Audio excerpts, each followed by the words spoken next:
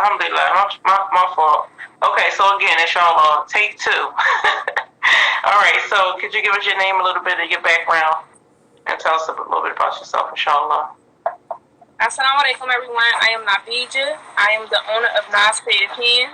Nas Creative Hands has been in business since about 2016, but I have always been crafty. So I've always done little odds and ends, but officially 2016 is when Nas Creative Hands started, and I LLC'd it in 2018. You said you LLC'd in 2018? No. Alhamdulillah. Did you go through a company? Did you do it by yourself or?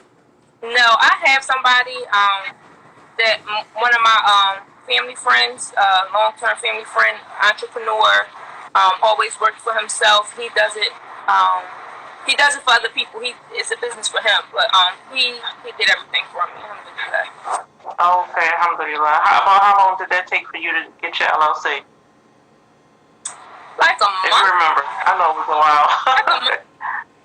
Like a month. A month? You said like a month? Can you hear me? It broke up. You said like a month? A month. I think it's your connection. It gotta be. Mashallah, let me. Yeah, you it have looks your like Wi-Fi on? Yeah, it's on. It looks like it's running slow. If it don't use your data, then you might could turn it off. It might work better. Sometimes it's like that. Let me see. If it doesn't bother your data. Let me see.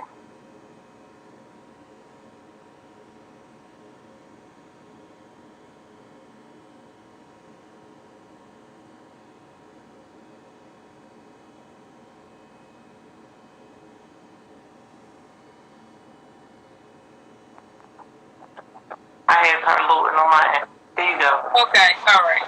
We just gonna leave it like that. If I can't hear you, I'll just ask again, inshallah. Okay. So you said it took you 2 years to get your LLC. No. Like a month. You talking about when I started the process? No, from the time that you started, you said you started in 2016, and then in 2018 you got your LLC. Right. Has there been any difference or any benefit from when you had it and when you didn't have it? So when I didn't have it, it was just like a hobby of mine. So I was just doing stuff for family members, friends, stuff like that. But when I started vending and started creating stuff, I wanted my stuff to be legit, and I wanted it to where as though like when I do certain stuff, people can't steal certain stuff and things like that. So, and also like I always knew that I wanted to work for myself. So eventually I wanted to leave my job and work for myself. So I had to build my business, my brand to get to that point.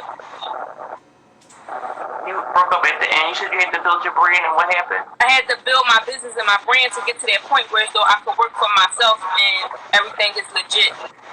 Oh, okay. Alhamdulillah. So the LLC, you're saying, the you helped you with legalizing your business? No. Alhamdulillah. So do you have a website too? Not yet. I'm not ready for. I'm not gonna say I'm not ready for a website, but I want to slow walk it a little bit because right now everything is in high demand. So I'm doing a lot of business, alhamdulillah. But once I get my website, I want to be able to produce. And right now it's just me. My husband and my daughter does help, but I want to be able to, mass produce and stuff like that and get people their product as fast as I can. Because right now, I don't really give people timelines. Like for the most part, I'll be like, all right, I'm on it. You know what I mean? Because I like to just get it done and get it out the way. Like I'm real impulsive with certain stuff, so and it's real anal. So like somebody orders something, I want to do it right then and there, get it to them, so that way like they're like, listen, she get it done fast. Like turnaround is good. I just like all positive praises. Nah, alhamdulillah. So how did you become an entrepreneur? What led you to this path? So I've always been an entrepreneur, actually.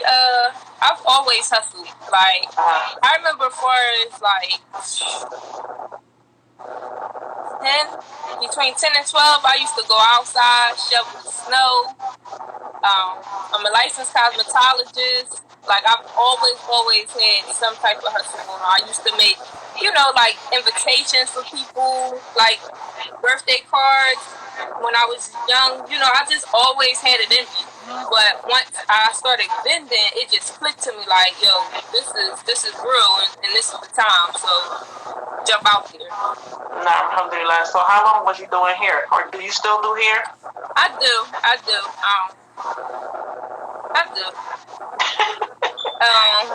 I've been a licensed cop. I've been doing hair since I was young. So I started off braiding people here around the neighborhood. Then I went to school in 2007, six or seven, for cosmetology. I got my cosmetology license 2009, maybe 2010. So go ahead, I'm sorry.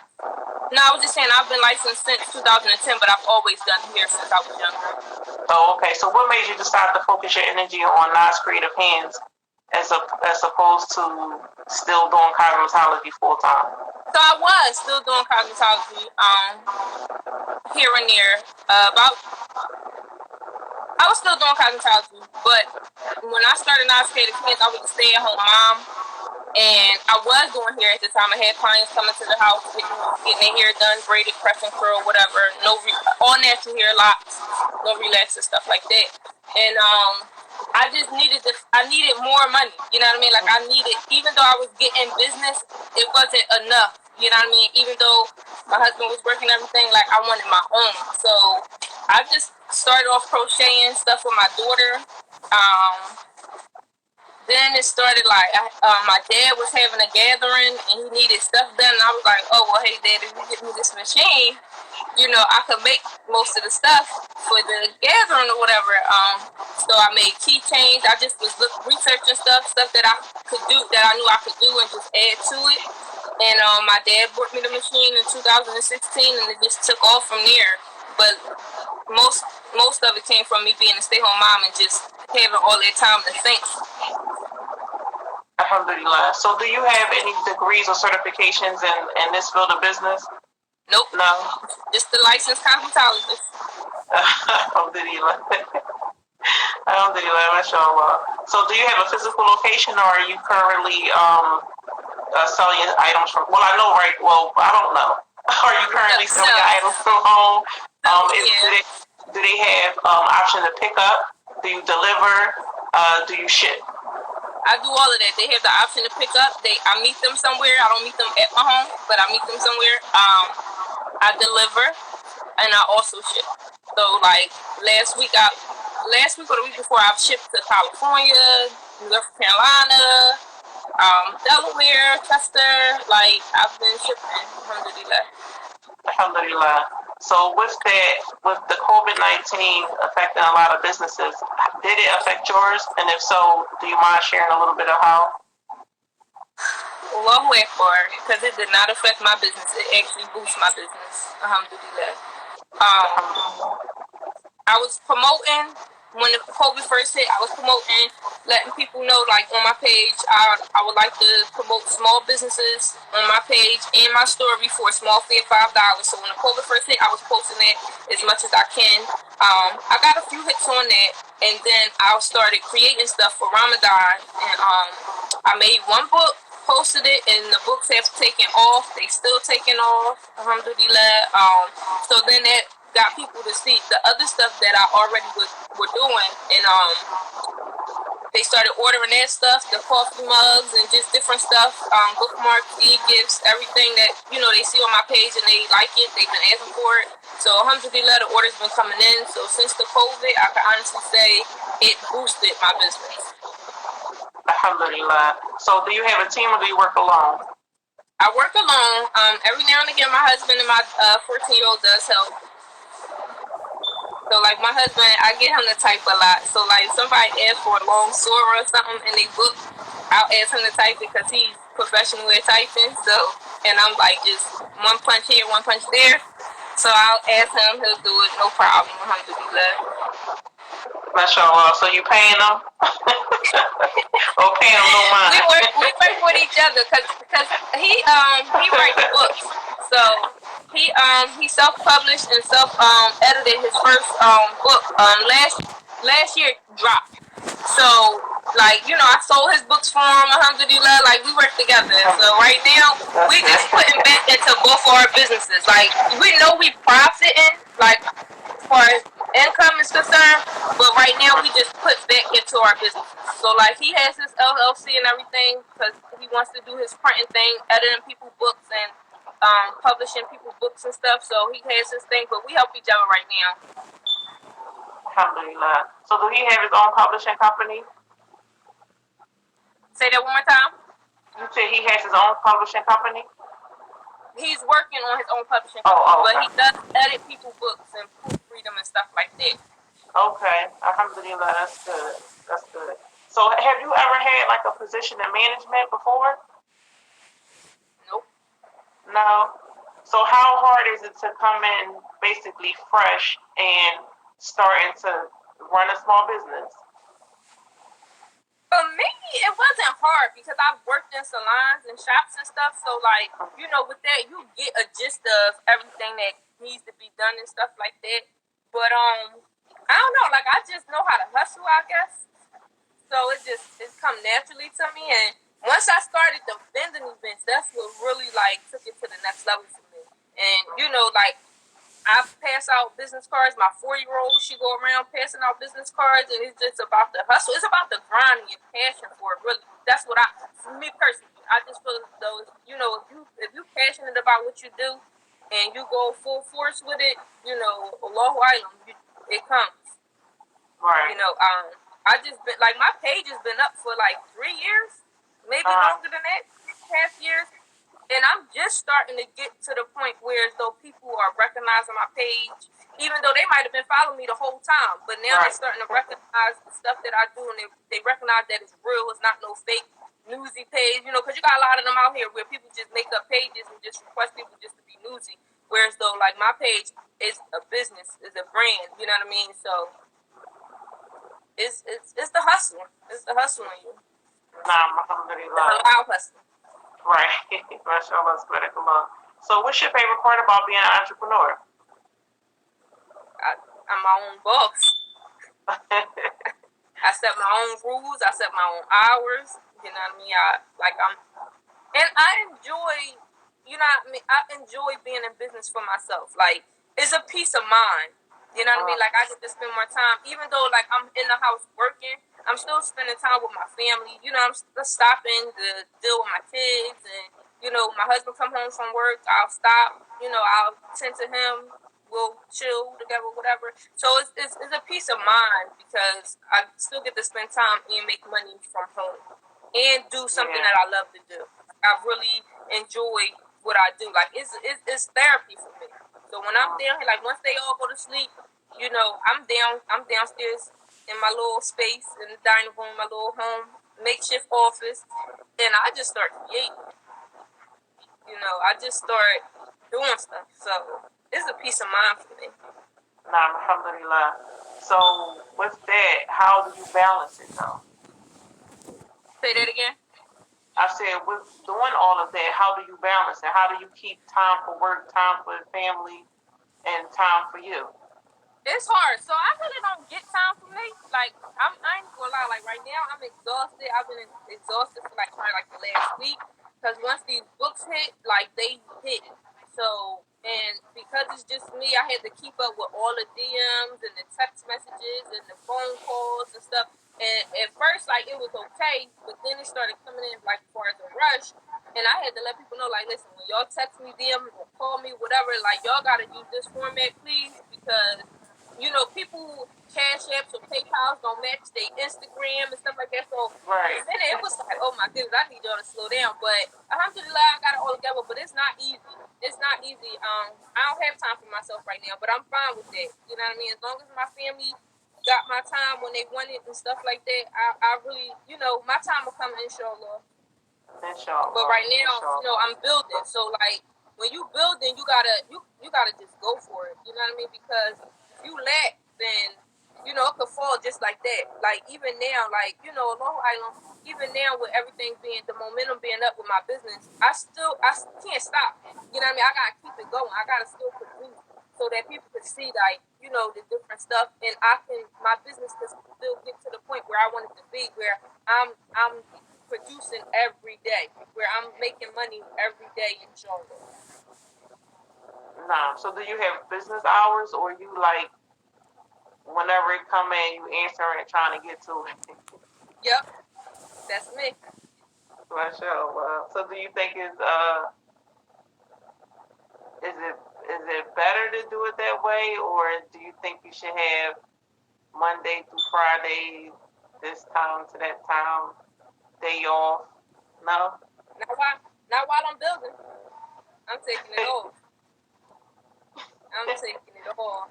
Not why. Like if I was established, then yeah, I set specific times. But right now, nope, I'm taking it as it comes. And this is what I pray for. And I get calls and texts like 12 o'clock at night. I don't particularly care for them, but I respond. You know what I mean? I wish people respect. Even though I don't post certain hours and stuff, I would appreciate people respect that. Like, yo, it's 12 o'clock at night. Like, you're wrong, but Long Island, I still respond. You know what I mean? It's a business, and I had to think of it like, I don't have a website, but I had to think of it like, I know me. Like, I be up 12 o'clock, 1 o'clock, 2 o'clock, 3 o'clock on the internet searching for products on websites and ordering stuff. Amazon. I wake up 3 o'clock in the morning, order something off Amazon quick. You know what I mean? So I had to think of it like that just a little bit, because even though I'm not commercial, I'm still a business, and people just like me, they're impulsive. They want it when they see it, so they call, they text, they DM. So I understand it, but sometimes it be like, oh, this is really. But like I said, I still respond, and if need be, I'll tell them, inshallah, you can contact me in the morning, and we could go into detail from there. But I respond. Do you have a business phone? Yep. Okay, alhamdulillah. So what's been the most effective way of advertising? I've only been advertising on Instagram and Facebook, and then the vending events, passing out my business cards. I was passing out business cards on the street at one point, like when I would go out to the market or Walmart, Staples, stuff like that. I stopped for a minute, but I'm getting ready to get back to that once outside opens back up, inshallah. Yeah, inshallah. So, being that a lot of people is home, a lot of people are scared to build a brand. What advice would you give them? And what advice would you give people that's already in business or had just started their business? How should they spend their time in this quarantine moment? Hustling, selling, promoting, creating. You can't be scared. You gotta get out there. Like, you can't be scared. For me, starting off at the vending events, that's what got me out there even more. Because I was promoting at my job. I was working in the shop. So I was promoting at my job. I had a flyer up. I passed out business cards. I was selling water to wells. You know what I mean? But you really do got to get out there. You got to get outside your comfort zone. Like I said, I was passing out business cards when I was out in the street, but that wasn't my comfort zone. Right. So I stopped. But I got to start back up. You know what I mean? Because you never know who you're going to reach with just one business card. For me, I love the vending events. That's my comfort zone. So once the government opened the city back up, I will be back vending, but also still promoting, still posting on Instagram and Facebook, and just keep posting. I don't care if you get one like or no like. It's gonna be times like that. It was 3 years before my page got recognized, but I still stayed humble. I still was posting. I still was just promoting, just trying to get my business out there. And alhamdulillah, like I said, I'm only on Facebook and Instagram. And it's been okay. It's been good. Alhamdulillah. So how do you feel about setting prices? Like, have your prices changed throughout? Was that a juggle for you in the beginning? Because I know sometimes in the beginning, some people were like, I don't really know, or they scared to name their price. So I wasn't scared, but I wanted to be fair. But in business for yourself, for one, you gotta always. So you gotta calculate your product, how much they cost. Then you gotta calculate how much it costs to produce it, and then calculate your profit once you sell it. So for me, it wasn't hard, but also I had my husband's help. He's like the math whiz, so like I toss all that to him, like go sit down. You broke up. So for my as setting the prices, husband. Can you hear me? Okay. So like when it comes to the math part and setting the prices and knowing your profit and what you're putting out when you're making certain stuff, or even printing one piece of paper out your printer, my husband do all the math for me. So like he'll break down one pack of paper and how much each sheet costs and how much it costs to print, how much, like he breaks everything down. So from the very beginning, it's funny because I have my very first price list like right here and everything. Of course I had to make adjustments, but this is like one of the breakdowns of a pack of paper right here. Like he breaks everything down for me because he's the man for me. I don't touch math except for money. But no, he does everything for me. So it was kind of a little easy for me because I had him to help me. But you got to remember that, you want to be fair. And you got to remember, too, like, when you go to Walmart, listen, you buy it, you don't buy it. If you don't buy it, somebody else will. So keep that mentality. Because that's how I keep that mentality for my projects. Because I work hard. Everything is done by hand, like every single thing, even like the custom-made books that I make. I punch them holes by hand. So, I have a machine, but it's manual. So you just gotta be fair to yourself, be fair to your customers, and make sure you're making a profit for yourself. You can't be scared to be like, oh well, if I sell it at this price, nobody gonna buy it. Okay, somebody will, but it just won't be that person that inquired the first time. Right. So do you have a lot of support from family and friends? Nah, I do. My mom, my husband. Like my mom, she goes to almost every vending event with me. So when she don't, people be asking, where homie at? My 14-year-old, she goes when she goes. I had to pull her legs, but sometimes I give her a little break. My 4-year-old, she's always with me. Anybody ever seen me out in the vending world, my 4-year-old is there. She want to work. She want to make money. She want to help. My husband, of course, when I'm vending, he makes sure that everything's good to go for me to vend. Like, he don't have no plans. He keeps our son, so I don't have to take him. Like, he makes sure that everything is smooth selling. My father's not Muslim, but he do support me. He asks me questions. He's newsy, but he asks, like, are you making a profit? Do you think it's worth it with gas and guarantee on your car? Like, he there. My dad, he there. Yeah, I have a lot of support, alhamdulillah. My mom, my immediate family, yes, I have a lot of support. I have friends as well that support me, but like far as in the day-to-day, and like far as the vending events, my immediate family, they there 100%. So how do you go about finding your product? Are you still at the stage where you like buying everything in singles, or were you able to easily get access to wholesale in order to bundle your product and make a profit from it? So for the most part, I do wholesale. I do get wholesale. I'm still looking for more stuff, like as far as paper is concerned, instead of getting the big box from Staples. But that's not even like bad though. Like even like the big case of paper, that's not bad. But I still always look. I'm cheap. I'm frugal. My husband say I'm not cheap, but I'm cheap. Like I'm always looking for a discount. I'm always looking for the next best price. So I'm always on the hunt. Like, was it yesterday? Yesterday was Friday, yeah. So yesterday I was on the hunt all day on the internet looking for different type of stuff that I need, wholesale, who got the best prices. But yeah, I ventured off into the wholesale part of it. Alhamdulillah, that's good. And you're seeing better return on your income as opposed to when you was out buying it like in singles. Nah, but also like when I was buying in single, it was better for me because my orders wasn't coming in as as much. You know what I mean? So it was better for me than just sitting on a product. You know what I mean? Because sometimes that product might not move, and you might, you get discouraged. Just you see it sitting there in your house, and you're like, yo, this ain't selling. So to me, that could be a little discouraging. It wasn't discouraging for me because, like I said, I didn't keep so much inventory.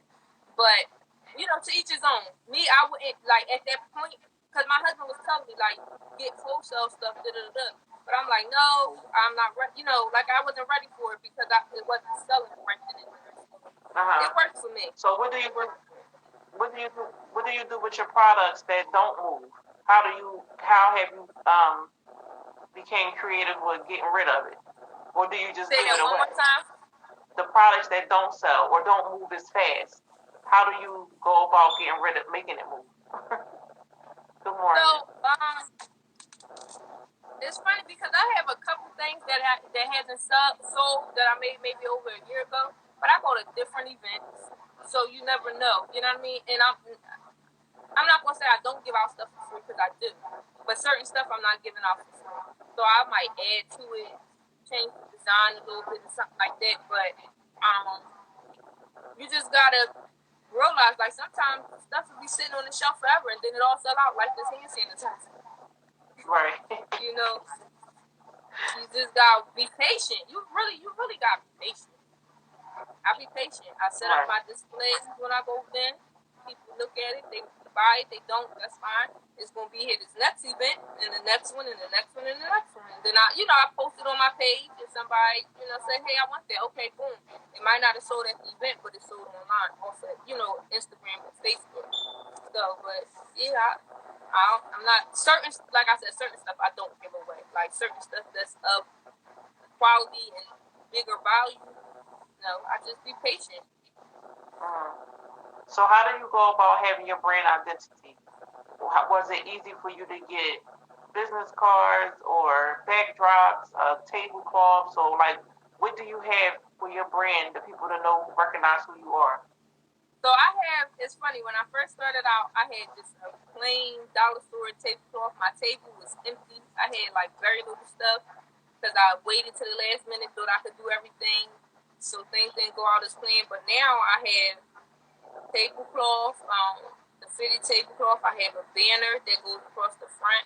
I added to my displays, as far as like the stuff that hold my keychains and my bookmarks and my glasses and cups.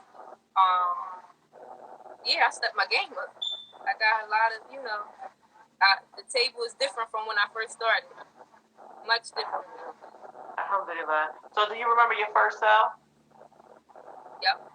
What was it? My first sale was at a Confidently Covered event. I think it was April 28th, maybe. Either her or Lenice's, but Confidently Covered was first up in Yaden, up in Darby, social space. And then Lenice's was the very next weekend. And my first sale was a coffee mug. It said Ramadan, maybe 1440. I think it was black and gold. MashaAllah. How did that make you feel? It made me feel good because, again, my table was like really little light. So all I had was keychains and mugs, I think. MashaAllah. Alhamdulillah. All right, so now is that time. Show us what you have, inshallah. Don't forget to add some prices and, if necessary, give some descriptions. And then we'll wrap it up, inshallah. I learned my lesson from last time. So here we have the water bottles for the children. This is 10 ounces. You could get whatever you want on them, but these are just my ideas. It says Young Muslima in purple. Then I have the aqua blue for the boys, and it says Young Muslim. I know it looks backwards to y'all, so Young Muslim. Then I have this purple lady here with the crescent moon and the masjid for the Eid or Ramadan for the children. This one is 13 ounces. So this one is actually bigger than that one, but it's just a different style. I have the clear water bottles or cups. The straws come with it, and I also have extra straws if anybody want to purchase extra straws to go with their tumblers. So this says Bismillah and Alhamdulillah in pink. And then I have purple one.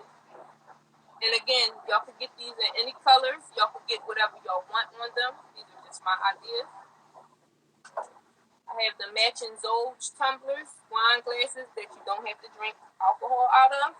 So, this says Zolj in pink. And then I have the blue one to match. And again, y'all can do any colors, any style. Y'all can add to. It's up to you. Get creative. I have the Halal cash wallets, front and back, red and white, gold and lilac. I also have smaller Halal cash wallets, gold and white, blue on blue, pink on iridescent. Then I also have for the little ladies, princess cash wallet, purple and gold, blue on white. And then I also have another style. I just haven't had a chance to get around to them to remake them. But also on these, you can get whatever you like on them. These are just my ideas. I have bookmarks. Let's see. If anybody have any questions, y'all can post them in the comments, inshallah. We'll get to them. Have Surah Al-Fatiha, front and back, English and phonetics. Then I have the Hijrah calendar and the days of the week, bookmarks, front and back. Then I have the Arabic alphabet, front and back, with the numbers on the back. I have Sisterhood, front and back, black and white, with Surah Imran on the back, Ayat 103. And I have those in purple in color. And then I have pink in color as well. And then I have Iqra bookmarks. It says Iqra, which means read. And it says Rabbi Zidni Ilmah, which means, oh my Lord, increase me in knowledge, but I don't have any to display right now. And then you can also customize your own bookmarks if you want to give gifts or however. I have keychains, but I didn't set them up, so I'm not going to show them today. But if you refer to my page, you can go take a look at all the keychains that I have, and also they could be custom as well. And that's it for today. Okay, alhamdulillah. So what about this book that's flying off the shelves? So I don't have one to show, unfortunately, because they flew. Last week I did, well, the week before I did, but the book is, it has Ramadan Mubarak on the front. It has surahs in there. Let me see, hold up. I don't have the actual book, but I have the pages. My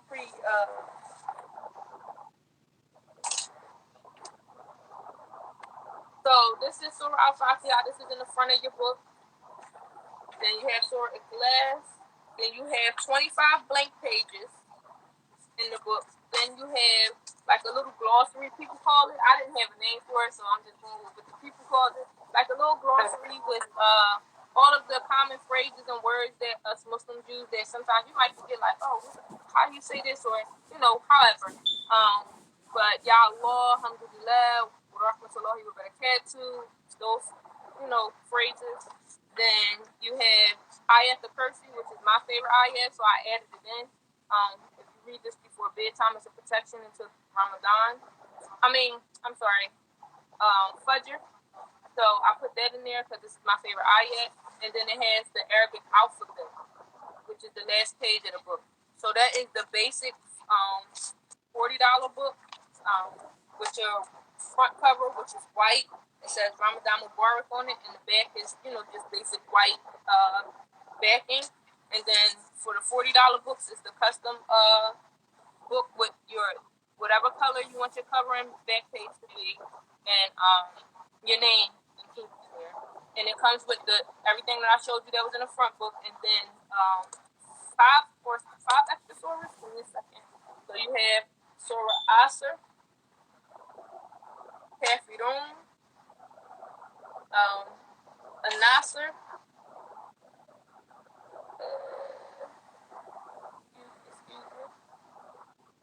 Balak, and Nas. So all of this is in the $40 book with the color front cover. Alhamdulillah. Alhamdulillah. That's good. Mashallah. May Allah grant you success in me. So please let us know where we can find you, how the people can get in contact with you.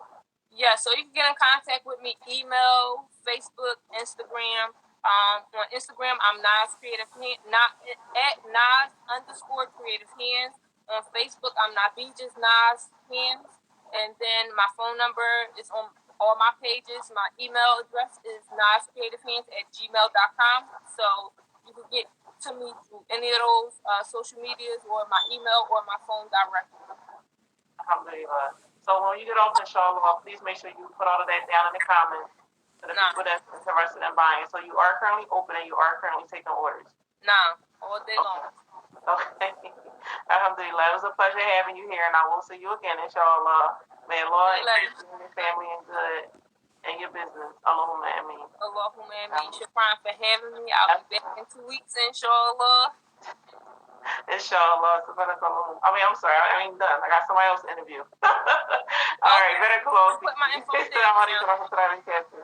Huh? Wa alaikum salam wa rahmatullahi wa barakatuh.